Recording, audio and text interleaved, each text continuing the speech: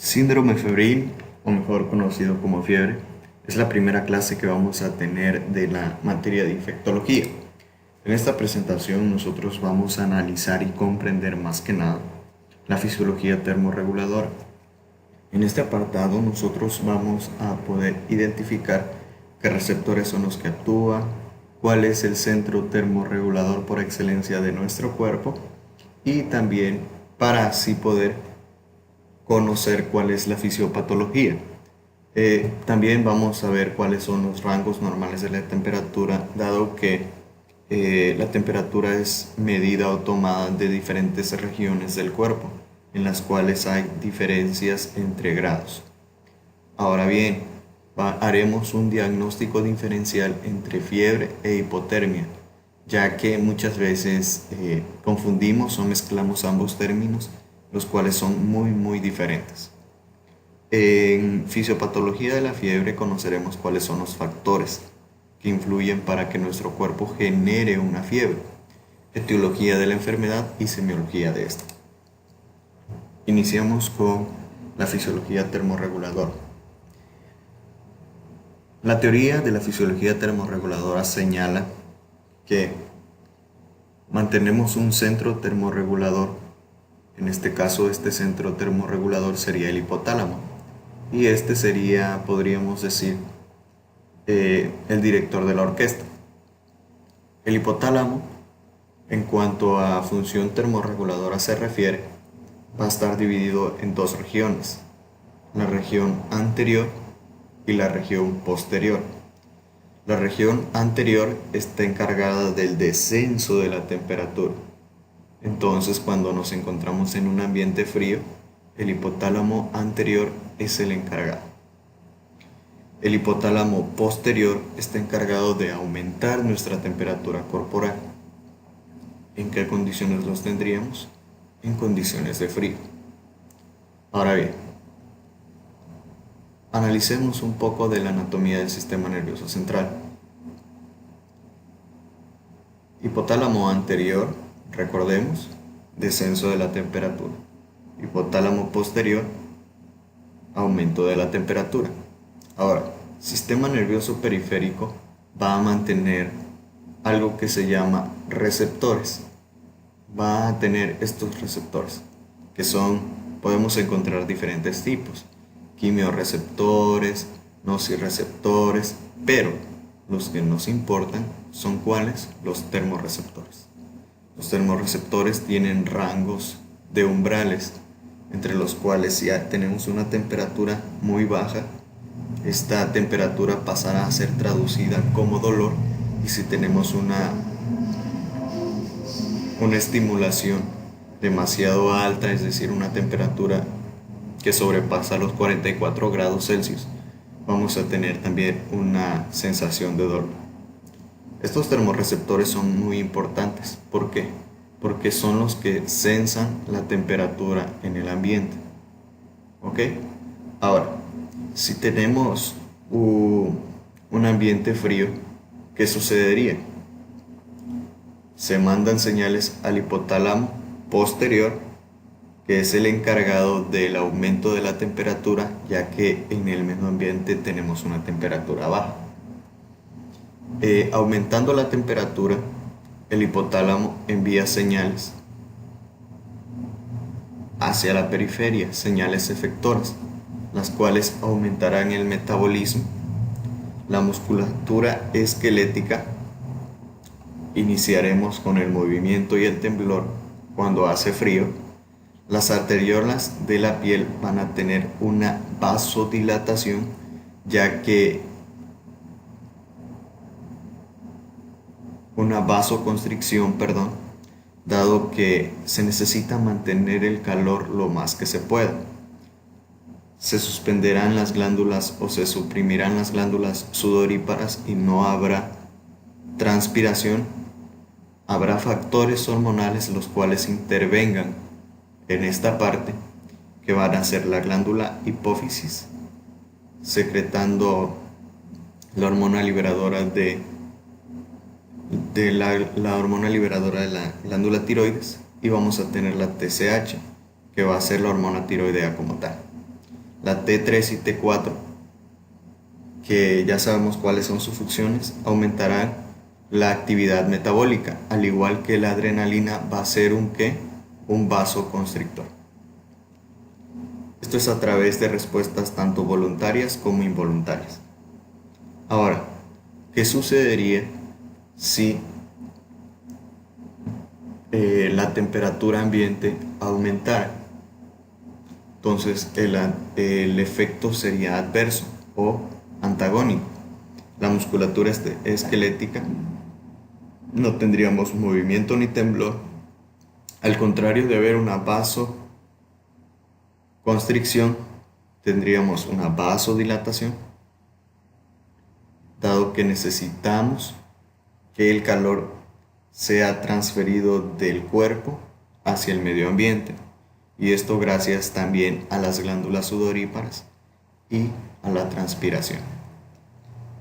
Quedando todo claro, termorreceptores sensan la temperatura ambiental, la cual llega a nuestro cuerpo, ya sea si hay frío, entonces tendríamos movimiento y temblor por el hipotálamo anterior. Movimiento y temblor, una vasoconstricción de las arteriolas de nuestra piel, glándulas sudoríparas suprimidas, aumento en la secreción de TRH, TSH, y por lo tanto tendríamos hormona tiroidea en el plasma, actuando en el aumento de la actividad metabólica. También glándula suprarrenal secretando adrenalina, ¿para qué? Para la misma vasoconstricción. Ahora, sin dar más vueltas a esto, en sí, esta es la fisiología termorreguladora. Es algo sencillo, la verdad. Ahora bien, rangos normales de la temperatura. ¿Dónde podemos medir la temperatura? Los límites normales de la temperatura van de la rectal, oído, oral, axilar. Mayormente en la clínica, las más utilizadas son la oral y la axilar. ¿Por qué? Porque son más fáciles de tomar, no hay tanto protocolo que seguir. En cambio, lamentablemente estas dos vías, tanto la oral como la axilar, no son muy confiables. La temperatura oral normal oscila de entre los 35.5 grados a los 37.5 grados Celsius. La rectal, y al igual que la rectal, pues aquí lo tenemos en la imagen, y al oído. Ahora, entre las mejores regiones para tomar la temperatura está la rectal y el oído a través de la membrana timpánica. Es muy recomendable la rectal entre los pacientes que sean niños de 0 a 5 años, la rectal y la óptica, ya que pues son más fáciles de manejar. Hay condiciones morales, éticas, sociales, que pues no le limitan tanto la toma de una temperatura rectal u óptica. Ahora bien, vamos a hacer el diagnóstico diferencial. ¿Qué es la fiebre? La fiebre se define como la elevación controlada de la temperatura corporal sobre los valores normales. Ahora, ¿cuáles son los valores normales? Los valores normales de la fiebre es 37 grados Celsius, con variaciones de 0.6 grados Celsius. Nos llega un paciente con 37.5, por lo tanto aún se encuentra entre los rangos normales. Esto es acerca de la temperatura central. Ahora bien, sabemos que no podemos tomar la temperatura central o medir la temperatura central en una medida exacta. Entonces, conociendo los valores ya presentados, entonces, ¿qué sería cuándo tendríamos una fiebre? Eso lo vamos a ver en el apartado de fisiopatología de la fiebre. Y la hipertermia sería la elevación de la temperatura corporal por encima de los valores normales. Ahora bien, ¿cuál es la diferencia entonces? La diferencia está en la palabra controlada. La fiebre es controlada, la hipertermia no lo es.